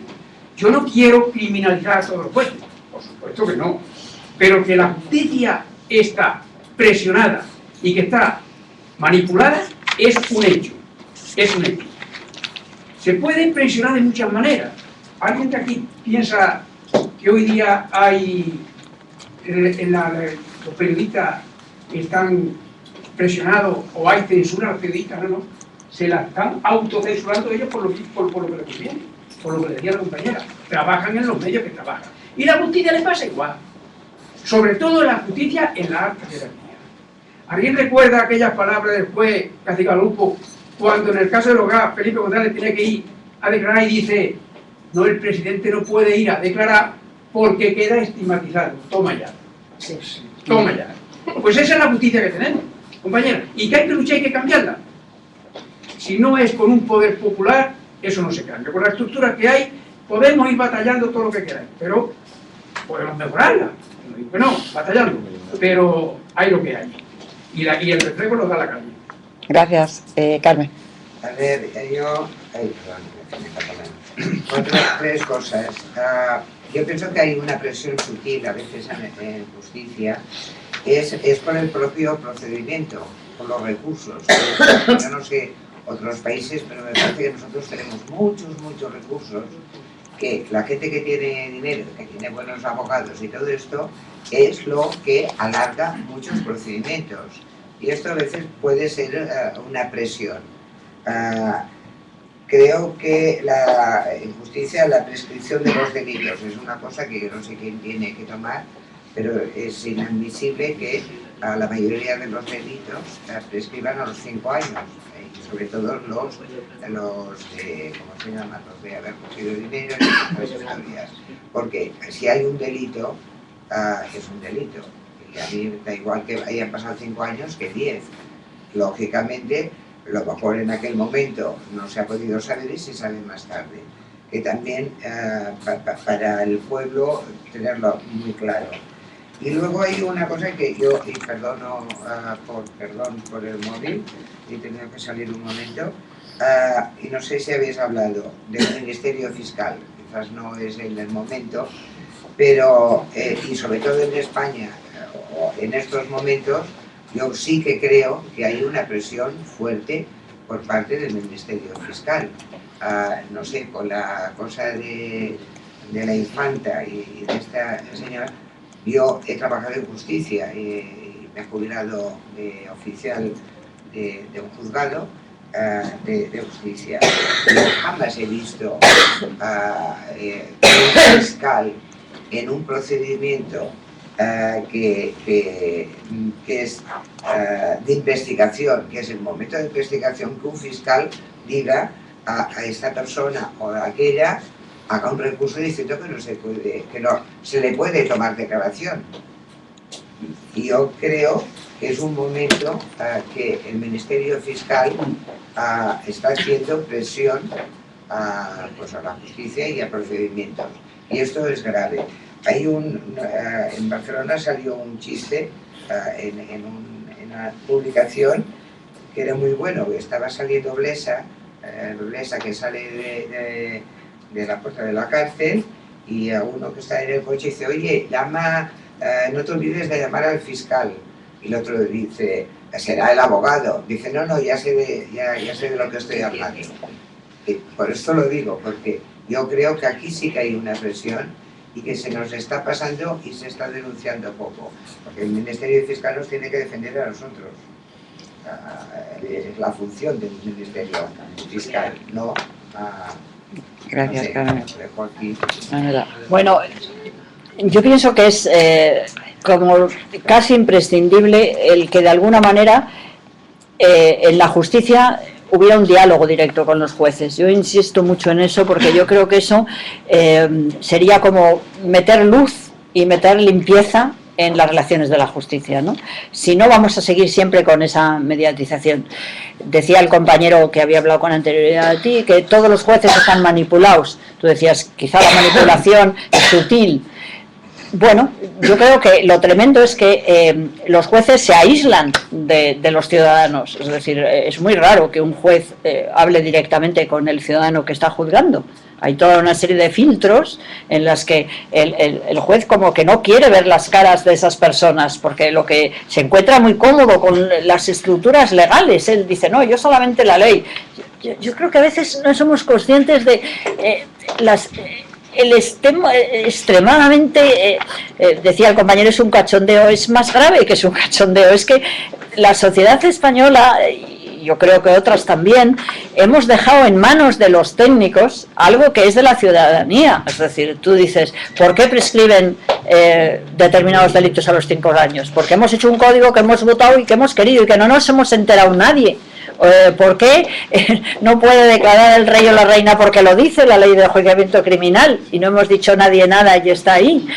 ¿Por qué un juez no puede entrar a resolver una cosa que vea que es ilegal en un caso, por ejemplo, hipotecario? Porque hay una cosa que se llama la justicia rogada que le impide al juez al poder hacer eso. Hemos creado una estructura, ¿cómo diría yo?, una tela de araña opaca, es decir, que es lo que hace además que está enturbiando totalmente. Entonces, ¿cómo empezamos a desmontar esto? Conversación directa, lenguaje, se acabó lo escrito, todo grabado. Es decir, ¿qué es eso de horas y horas? Todos mis compañeros, y mientras que yo estaba en la judicatura, horas y horas escribiendo, cosas que nadie lee, pues se lee el final, discursos jurídicos de unos a otros que no tienen sentido. Hablemos, hagamos una estructura. Un ciudadano tiene un conflicto, me ha pasado esto, todo grabado, todo claro, que pueda estar en la televisión, que pueda estar... Eso es lo que necesitamos ahora, muchísima limpieza, transparencia, claridad. Y a partir de ahí, pues veremos todo y veremos también cuál es el papel del fiscal. Hoy día los fiscales dicen que tienen que cumplir la ley. Los fiscales no son independientes, los fiscales dependen del Ejecutivo, porque efectivamente el Ejecutivo nombra al fiscal general y da unas instrucciones. El fiscal general dice que esas instrucciones tienen que ser de conformidad con la ley, así tiene que ser. Y si no lo han sido, y es muy presumible, como dice Carmen, que no lo haya sido, tiene que quedar claro y diáfano. No puede estar todo de nuevo enredado en miles y miles de escritos y a su vez en esa interpretación que hacen, pues que realmente no es exacta, porque tú dices, lo de la infanta Cristina, que estaría de acuerdo, que no está justificado que el fiscal no haya querido que haya declarado, con lo que ha sucedido en el caso Blesa, que no es el fiscal, sino que son los magistrados de la audiencia, que yo creo que actúan olvidándose de la ciudadanía y refugiados en estructuras de esas técnicas, que tú, Carmen, que has estado en lo judicial, lo sabes, y que son más que cadabras que nos hacen estar víctimas de la injusticia. Pero no es porque sería mucho más fácil. Si fuera una manipulación sin más, pues diría, venga, ya está, jueces limpios, jueces... No, es que no es eso, es la red de araña de las leyes que hemos hecho de tal manera que no son comprensibles por los ciudadanos. ¿Quién sigue en el Parlamento los procesos legales?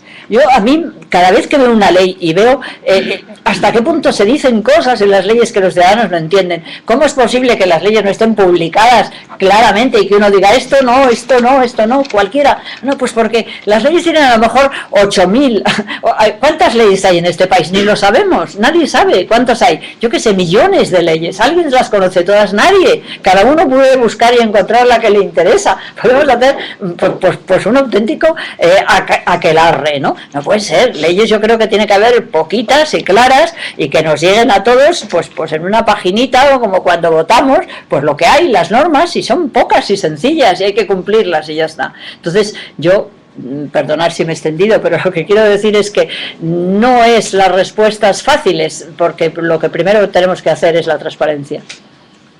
Pilar. Yo mi pregunta es muy breve, dos, concretamente, has pasado de puntilla con el tema de Garzón. Me gustaría que de alguna forma nos explicases para entendernos, porque como tú bien decías, en los vericuetos de la cuestión técnica nos hace a veces perder un poco el paso y no entender qué ocurrió con Garzón, semejante despropósito. Y la segunda tiene que ver con la reforma del Código Penal, que parece ser que va a introducir el fiscal como instructor, o sea, le da a quitar la instrucción al juez o a la jueza titular y se lo va a pasar directamente al fiscal. Y a mí eso me parece que es de mucho preocupar, por lo menos a mí me lo parece. Gracias. Bueno, pues dos cosas. Lo de Garzón yo creo que es muy importante profundizar en ello. Vosotros sabéis que tuvo 3 causas. De las 3 causas, por la única que le condenaron y le apartaron fue la relativa a la manera como había acordado el juez Garzón las intervenciones telefónicas de los abogados que iban a hablar con sus clientes en el centro penitenciario, ¿no? Esto es una cosa verdaderamente increíble, que le hayan podido apartar a un magistrado por un delito de prevaricación de esas características. Primero, porque yo creo que no hay todavía en la actualidad una norma clara que diga cómo se tienen que hacer las intervenciones telefónicas. Tenemos unas leyes procesales que son de hace un siglo y las que les hemos ido puesto pegatinas, ¿no? Como si dijéramos. En la antigua ley de enjuiciamiento criminal de hace un siglo se metieron algunas cositas en relación a algunos aspectos de cómo se deberían hacer las intervenciones telefónicas. Constantemente la práctica demuestra que no hay una norma clara en las intervenciones, que son las decisiones del Tribunal Supremo las que van diciendo cómo se van haciendo, y ahora lo que es más grave, yo os aseguro que en mi experiencia de magistrado, yo casi diría que el 80% de las intervenciones telefónicas están mal hechas y siempre acaban excluyéndose como prueba en las correspondientes instrucciones. Nunca he visto que a ningún juez que haya hecho mal una intervención telefónica le haya pasado nada. Por eso es inaceptable lo de Garzón. En la judicatura nunca lo podíamos comprender, porque nosotros estamos cansados de ver que se hacen mal según unos determinados criterios que están poco claros, que no están en la ley, y nunca pasa nada. Es decir, y yo creo que es muy difícil además que los ciudadanos crean que eso no está compinchado, porque en la mayor parte de los casos en los que se declaran nulas las pruebas es en los casos de drogas, que todas las investigaciones de las drogas se suelen hacer por pinchazos telefónicos, ¿no? Entonces resulta muy fuerte el tener que liberar a lo mejor a 10 o 12 traficantes de drogas porque está mal hecha la prueba, porque claro, la gente dirá, oye, lo ha hecho aposta el magistrado para beneficiarlos, y desgraciadamente no es así. En la mayor parte de casos no lo hacen aposta ni nada, se hace pues porque se trabaja muy mal, por la dejadez, por la confusión, por la falta de transparencia, por todo lo que queráis, pero eso es inaceptable, y ya el colmo es que eso haya sido la base para condenar a un magistrado. Alucinante, eso es alucinante. Es verdad que otros jueces no habían hecho nunca esa práctica de entender que una norma penitenciaria permitía. Bueno, sí, es verdad que era novedoso en lo que se refiere, y a lo mejor yo no lo hubiera acordado tampoco si hubiera estado en ese caso, porque quizá pueda tener una mayor sensibilidad respecto a los derechos de la abogacía, pero en todo caso era algo absolutamente interpretable que jamás podía ser objeto de un delito de prevaricación y de apartado de la justicia. Un escándalo, y sobre todo lo más incomprensible es que el magistrado ponente, magistrado enormemente progresista, que siempre ha defendido la independencia, pues ¿qué le ha pasado? No lo sé, porque como no hay transparencia, a mí me parece que lo bueno hubiera sido, en cuanto el Tribunal Supremo dio esa resolución, una rueda de prensa, y todo el mundo preguntándole, oiga, ¿y por qué en este caso sí y en 58 más no? ¿Por qué no se puede preguntar eso? ¿Por qué un magistrado cuando dicta una sentencia no dice, señores de la prensa, ciudadanos, pregunten ustedes, pregunten, ¿por qué esa sentencia no se puede decir de la palabra? La Constitución dice que los magistrados deben decir públicamente su sentencia, es decir, la deben leer, la deben exponer.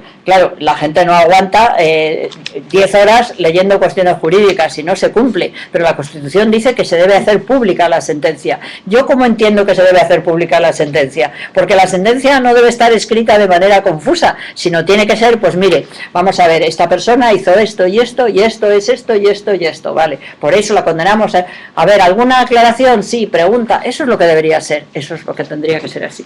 Vale, la instrucción de los fiscales.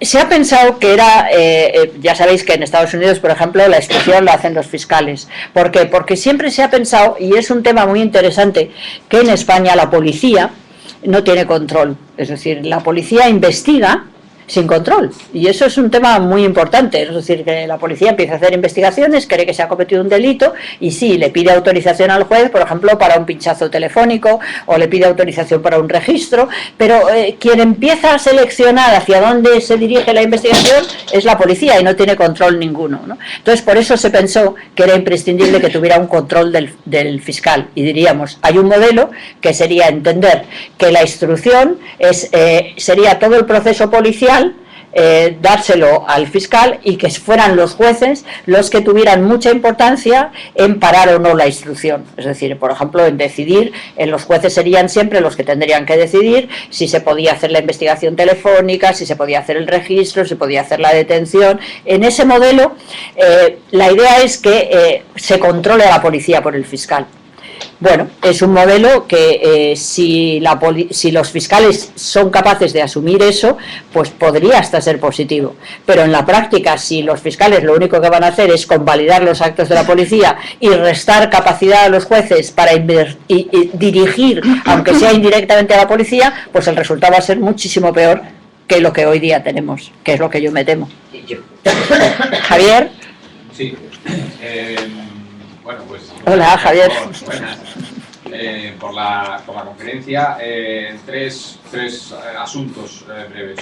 Uno sería, a raíz de algunas resoluciones recientes de distinto grado, a un nivel general, una que ha habido recientemente del Tribunal Supremo sobre cláusulas suelo, en la cual se acuña un nuevo término jurídico que es el orden público económico, por el cual se determina que aquellos ciudadanos que hayan sido objeto de engaño por las entidades financieras en sus préstamos hipotecarios y que hayan estado abonando cuotas hipotecarias por encima de lo que la ley establece, puesto que se les aplicaba una cláusula suelo ilegal, abusiva, con falta de información, falta de transparencia, tienen derecho a que a partir de ahora no se les siga aplicando. Sin embargo, no tienen derecho a recuperar el dinero abonado por encima de lo que establece la ley.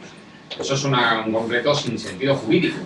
pero lo ha dicho el Tribunal Supremo y además es que se ha sacado de la manga un nuevo término, que es que si hubiera decretado que BBVA, Cajamar y otra entidad, no me acuerdo cuál era, tenían que devolver el dinero que han cobrado de más a todos los clientes con hipotecas suelo, con cláusula suelo, se atentaría contra el orden público económico. Es uno de los motivos que tiene esa sentencia del Tribunal Supremo para decir que no. Y luego, en otro orden de cosas, pues me he encontrado, yo estoy mucho por los jugadores de lo social, con una resolución en la cual yo defendía a un trabajador pidiendo la extinción de un contrato, puesto que llevaba 5 o 6 meses sin cobrar, dentro de pues, todas las empresas que están en crisis y que no pueden pagar los salarios y tal. Y es una cosa pacífica que si un trabajador lleva 3 o 4 meses con impagos, ya tiene derecho a extinguir el contrato. Aquí llevaba 5 y además un montón de cuestiones más. Bueno, la resolución del magistrado lo que viene a decir es, bueno, es que hay que atender al contexto histórico en el que se tiene que aplicar la norma y por lo tanto una empresa que está haciendo todo lo posible para salir adelante no la podemos penalizar con una extinción de un contrato de un trabajador que le va a obligar a pagarle una indemnización y por lo tanto va a empeorar la situación de la empresa. De tal manera que hace una inversión de las prioridades en el derecho laboral. En el derecho laboral las prioridades son protección al trabajador, es un derecho intuitivo, es un derecho de protección al trabajador, y lo ha invertido para colocar, en vez de la protección al trabajador, la protección a la empresa.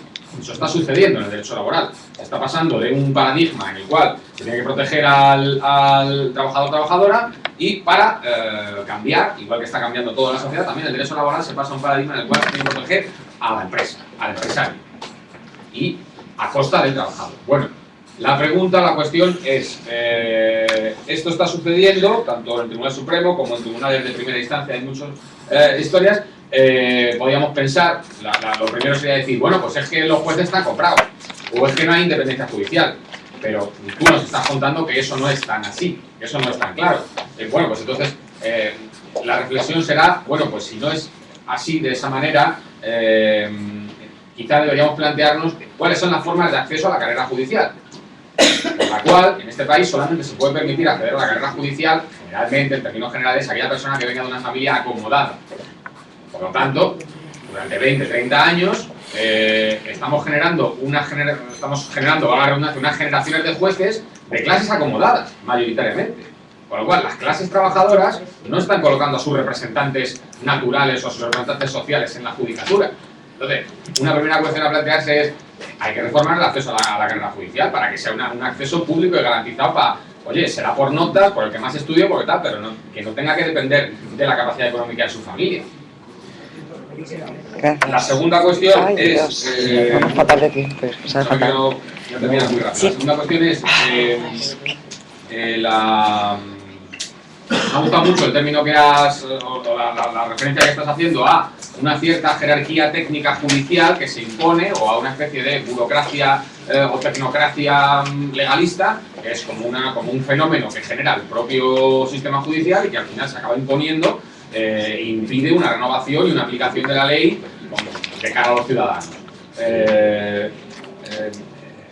Bueno, pues también creo que ahora estamos un poco en esa cierta batalla, porque hay algún juez que de vez en cuando se sale del guión y aplica un principio general de la Constitución o de los derechos humanos y dice, no, bueno sí, la ley tributaria y el Real Decreto / no sé cuántos, dirá lo que sea, pero es que hay un principio general del derecho que impide y por lo tanto entrar en contradicción, así que yo aplico el principio general del derecho que dice que al ciudadano no puede quedar en desamparo por mucho que el Real Decreto no sé qué, no sé cuántos diga lo contrario. Ahí hay una lucha, hay una pugna, entiendo, entre se produce ese fenómeno de esa costra técnico-legalista y lo que sería una aplicación más esa sería la segunda cuestión. Compañero, mira, me vas a disculpar, es que quedan 3 personas por preguntar, Manuela por responder y las conclusiones, y son las 2:05. Me sabe fatal y os pido disculpas a todos, es que podríamos estar más tiempo, pero es que no lo tenemos y me toca hacer un poco de mala, lo siento, te voy a pasar otra intervención más y contestar. David, perdón. Primero una cuestión al compañero, que se ha olvidado quizá el caso más grave y flagrante de la democracia antidemocrático, que es el indulto sin tener que dar ninguna explicación. Vamos, yo creo que es absolutamente terrible, debería ser cambiado inmediatamente. Y luego una pregunta muy concreta. Dadas las circunstancias, yo si no entendí la pregunta la hago muy concreta para que se vea bien, pienso legalistas internacionales que ahora mismo en este instante están desmontando uno a uno todos los estados-nación con su separación de poderes incluido en Europa. Los están desmontando como se desmonta un juguete cuando uno tiene 5 años. Que además no vamos a saber cómo volver a montarlo. Y la pregunta que yo me hago es, ¿no crees que con ese desmontado general de los estados-nación va también toda la justicia de esos países? Estamos hablando de que si reformamos esto, reformamos lo otro, creo que tenemos que empezar a plantearnos un proceso constituyente completo. Ya no solo parchear la actual jurisdicción, ¿no?, que tenemos, o sus órganos. No hay que olvidar que también he oído por aquí cosas como que es que hay una ley de doble rasero para los poderosos. No, es que los poderosos los juzgan, o sea, la gente poderosa esta de la corrupción la juzgan los órganos superiores. Es que el 95% de los casos que se juzgan en España son los órganos regulares. Creo que ahí la justicia funciona bastante bien. Entonces, claro, parece que estos casos que suenan tanto en la televisión y se repiten tanto, nos machacan y ya creemos que están al mismo nivel, ¿no? Hay que mirar los datos, las estadísticas, ¿no? Hay tantos juicios de corruptos. Y ya he terminado. Esto es la verdad. Bueno, dos cositas. Cuando decía Javier, yo creo que hay que cambiar no solamente el acceso a la judicatura, estoy totalmente de acuerdo, pero yo voy más allá. Yo creo que hay que cambiar la Facultad de Derecho. Yo creo que la Facultad de Derecho se enseña a leguleyos que no son conscientes de que el derecho es un instrumento para la felicidad del ser humano, y en donde el ser humano no tiene espacio en la Facultad de Derecho. Yo vuelvo a decir, recordar, los que habéis pasado por la facultad, alguna vez os han hablado de las personas, de los seres humanos, de los efectos, nunca, absolutamente nunca. Entonces, yo desgraciadamente tengo algunos jueces de estos que han estudiado con beca y con muchísimas dificultades y tal, y que ellos te dicen, no, es que yo me echo a mí mismo y tal, y tú dices, Dios mío, qué horror. Es decir, que pues casi mejor que hubiera intervenido alguien más, ¿sabes? Por eso te digo que yo el mito del juez que procede de un sector popular y tal, cuidado, yo no creo que sea garantía. Yo, para mí, lo terrible es que el derecho se estudie en abstracto. Yo discuto casi hasta que hubiera carrera de derecho. Es decir, yo creo que las normas deberían estar vinculadas a otras cosas. Es decir, si estamos hablando, por ejemplo, de la construcción y de las viviendas y del derecho que tienen todos los seres humanos a tener una vivienda, pues se habla de esas normas, pero no desenfocamos que lo que nos importa es el derecho de los ciudadanos a tener las viviendas, ¿no? Entonces, es esa idea, la idea de que vamos a ver, que el derecho es un instrumento para la felicidad del ser humano, individual y colectiva. Eso es lo esencial. Entonces, en la Facultad de Derecho, de verdad, coger los textos es lo de siempre. Es decir, es estudiar el derecho aislado del efecto que produce en el ser humano, ¿no? ¿Se está desmontando? Pues no lo sé, yo no sabría decírtelo. Lo que sí me parece es que hoy por hoy todavía tenemos algo súper importante, que ha sido la consolidación de los derechos humanos. Cuando analizas lo que significa países que no reconocen los derechos humanos, que para ellos sigue siendo todavía una cultura que les suena a chino, y la nuestra, te das cuenta del enorme avance gigantesco que ha hecho el mundo, digamos, occidental en el reconocimiento de los derechos humanos. ¿Que estamos viviendo un retroceso? Sí. ¿Que es muy importante ser consciente de cómo se ha producido el retroceso para pararlo? También. Y que no es solamente necesario hablar, hay que evaluar. Yo la palabra evaluar la pondría en oro. Entonces me encanta que tú hayas dicho hay que mirar, claro que sí. Es decir, hay casos de la Audiencia Nacional, pero hay muchos casos que no son de la Audiencia Nacional. El caso Fabra, el caso de Palma de Mallorca, son juzgados ordinarios. Y si vamos a ver, unos han funcionado bien y otros horriblemente mal. Es decir, y eso es lo que hay que analizar, ¿no? Yo creo que para el desmontaje que quizás se esté produciendo, no lo sé, es muy importante saber el paso de gigante que ha dado la humanidad en el mundo occidental para mantenerlo y parar el desmonte que se quiere hacer. Ya ves. Hola. Hola. Muchas gracias por estar aquí, por hablarnos desde tu punto de vista. Ojalá hubiera muchos más jueces y juezas capaces, trabajando desde esa línea. Y bueno, yo no soy tan entendida como todos han hablado, veo que han hablado desde el conocimiento. Yo hablo desde el desconocimiento, pero desde el sentir popular. Y mi sentir popular es pues la desconfianza que tenemos ante la justicia, que es injusticia, en todos los sentidos, ¿cómo es posible que continuamente, o sea, se nos invita a denunciar, y lógicamente hay que denunciar las agresiones que se nos hacen y que vivimos? Pero con esa desconfianza, porque los abogados continuamente, y yo lo he vivido, bueno, es que depende del juez que nos toque. Tenemos que estar depende de la jueza, juez que nos toque, simpático, amable, tal, lo que se ha dicho ya. Amigo del partido, amigo de no sé qué. Entonces, de verdad, o sea, una vez más, es una sensación de desamparo, y yo abogo, porque siempre he dicho, digo, es que los jueces, las juezas, porque es el último eslabón, yo, o sea, técnicamente no sé poner ahí a cada uno, pero de verdad, tenía que ser ellos lo que legislaran de verdad, desde a ver, fuera, por supuestísimo, fuera favoritismos, fuera quien tiene dinero, fuera, por supuestísimo, desde, no me sale la palabra, lo social, lo humano, lo que se necesita, y en todos los sentidos. O sea, si los jueces dijeran esto sí, esto sí, esto sí, esto no, y esto no, esto no, los políticos tampoco tenían forma de hacer lo que están haciendo. Gracias, Nieves. Perdona que la última palabra, si contestas a todo y finalizas. A mí me han quitado ya todo lo que yo quería hablar. Quería incidir sobre el tema del indulto, que no hemos tocado, que se puede hacer. Has tocado tú, Fabra es una situación donde creo que ha pasado uno de los jueces, ¿no? Entonces, a ver si existe presión sobre los jueces, vamos, no yo lo sé. Y la otra tema que te iba a tocar es, yo creo que lo que comentabas antes, que creo que es muy importante, yo creo que por eso estamos en la situación en la que estamos, la crisis o la falta de pérdida de capacidad crítica de la ciudadanía, de exigencia democrática, etcétera, pues yo creo que los primeros responsables somos los ciudadanos, que hemos hecho delegación y vaguería y tal, pero me da la impresión de que los partidos políticos, en el momento que llegaron al poder y se colocaron, han sido los grandes destructores de toda esa capacidad. O sea, cuando se cargaron las asociaciones de vecinos, las asociaciones cívicas, y empezaron a decir, oye, los responsables somos nosotros, ahora dejarnos este tema con nosotros, y fueron desmontando la capacidad crítica de base. Hemos perdido nuestra capacidad. Ahora cuando nos hemos encontrado quién eran esos señores que eran nuestros representantes y el tinglado que han hecho, estamos todos volviendo otra vez a ¿qué pasa con el susto? Pero yo creo que ha sido una cosa muy articulada y nada... O sea, ha sido una cosa planificada.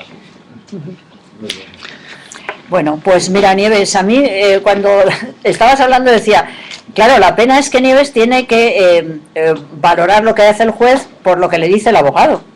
¿Por qué no poderlo valorar por ti misma? ¿Sabes? A eso me refiero. Es decir, si tú puedes hablar con el juez con naturalidad, si le conoces porque has visto sus resoluciones, les explica, pues tú no necesitas que te diga, tú ya le conoces. Es decir, es que no puede ser un poder secuestrado, no puede ser un poder, pues lo suyo, pues tú vas a denunciar y lo suyo es que el juez te reciba, te atienda, te diga, y tú valoras, si no necesitas que te digan. Porque yo no digo, el abogado naturalmente hoy día es imprescindible sus conocimientos jurídicos, por supuesto, pero no es para restar, sino para sumar.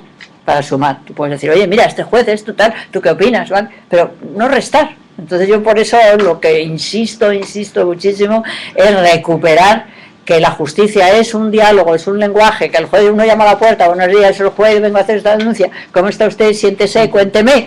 Es decir, eso es lo normal, eso tenía que ser así. Es un funcionario público que tiene su obligación de evaluar conductas, ¿qué tal? ¿Cómo está? Siéntese, ¿por qué no? Si es que eso es lo suyo, lo esencial, ese esquema, ¿no?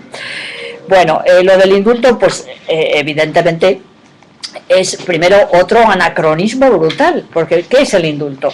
El indulto no tiene más sentido que la pena de muerte, estaba vinculado a la pena de muerte, y que siempre se consideró que como era una salvajada tan terrible la pena de muerte, pues siempre se preveyó que había esa posibilidad, ¿no? Y entonces, pues afortunadamente se quitó la pena de muerte, que vuelvo a decir, ha tardado mucho en modificarse la ley de enjuiciamiento criminal y el apartado que decía cómo se ejecutaba la pena de muerte, lo cual quiere decir que la Constitución cambia, el espíritu cambia, la sociedad cambia, y en las leyes nos encontramos los anacronismos más espantosos que se pueden pensar, pero no tenía sentido más que en relación con la pena de muerte, esa es la verdad. Entonces es un anacronismo que se ha empleado por parte del Ejecutivo porque es una bandeja de plata, es darle más poder y es inaceptable.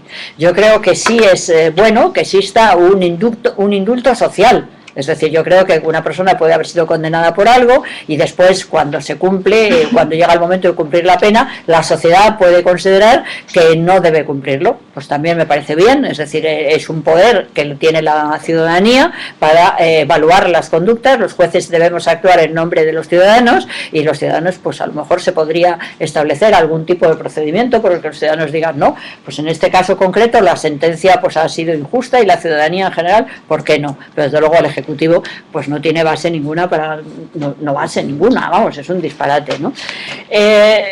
¿Qué nos ha pasado? Yo creo que sí, que ahí yo lo he intentado explicar, yo creo que se nos fue de las manos, ¿no? Yo creo que no supimos generar toda la fuerza enorme que había tenido la lucha contra el franquismo en las nuevas instituciones, se nos fue. Nos convencieron. Yo tengo recuerdos muy importantes de aquellas fechas y entonces te decían, eso no se hace en ningún sitio, eso no se hace en Francia, eso no se hace, y nos callábamos, decir, oh, pues a lo mejor estoy diciendo una cosa rarísima, cuando sin embargo pues no estábamos diciendo cosa ninguna rarísima, estábamos detectando lo que queríamos que fuera esta democracia y bueno, pues nos equivocamos. Entonces yo creo que sí, para mí es importantísimo que lo contemos a la gente joven y que les digamos, mira, nos equivocamos aquí, para que lo sepáis, porque vosotros vais a tener que rectificar nuestro gran error, ¿no? Y por eso a mí me parece súper importante sacar a relucir nuestra historia contemporánea, es decir, que nosotros expliquemos dónde metimos la pata, ¿no? Porque hicimos muchas cosas bien. Cuando se habla de que la transición fue un desastre y tal, pues bueno, tuvo sus cosas malas, sin duda, ¿no? Pero fue una cosa importantísima, nos quitamos de encima una dictadura que fue horrorosa, es decir, que yo soy de las personas que nací cuando ya estaba Franco y que yo fui a votar temblándome la mano, es decir, que no sabíamos lo que era eso, ¿no? Y entonces hicimos muchas cosas buenas, pero después metimos la pata y hay que explicarlo y hay que tirar de hemerotecas, hay que analizar lo que se dijo y ver lo que se dijo y dónde está y rectificar. Bien, bueno, voy a leer simplemente las conclusiones y hago lo mismo que en la mesa anterior, que si se me olvida algo, Manuela me ayudas y vosotros también si se me olvida algo. Creo que se ha puesto de manifiesto quizá una situación de alejamiento entre jueces y ciudadanos que quizá nos hace percibir a los ciudadanos una oscuridad que, como tú muy bien dices y Manuela está diciendo, insistiendo mucho a lo largo de toda la intervención, es que se acabaría si fuese más público, más diálogo y fuesen más cercanos al ciudadano que va a pedir una tutela judicial, ¿no? Esto por un lado. Otra de las conclusiones sería la necesidad de que los jueces sean los que gestionen la justicia, tanto en medios materiales como en medios humanos. Sería muy importante. También que, bueno, que quizás habría que plantearse un cambio en cómo se enseña o cómo se forman los juristas, ¿no? O los operadores jurídicos, ¿no?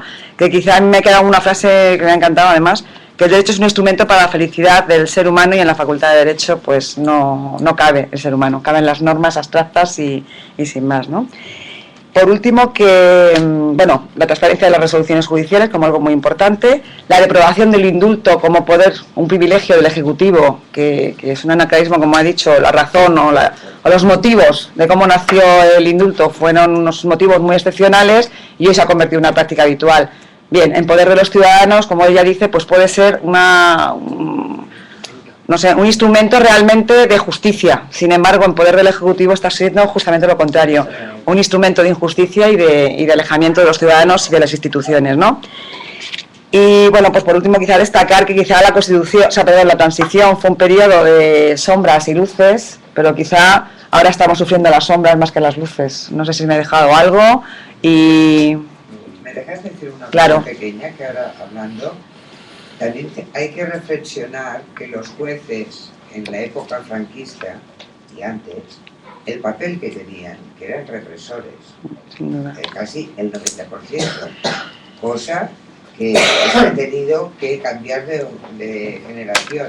Eso también implica mucho, pero esto implicaba mucho porque estaban acostumbrados al Poder Judicial al servicio. Sí, yo creo que un poco lo ha comentado Manuela cuando decía lo de la limpieza de tal. Bueno, pues agradecer a todo el mundo que habéis estado aquí, especialmente a Manuela Carmena y muchas gracias, Manuela.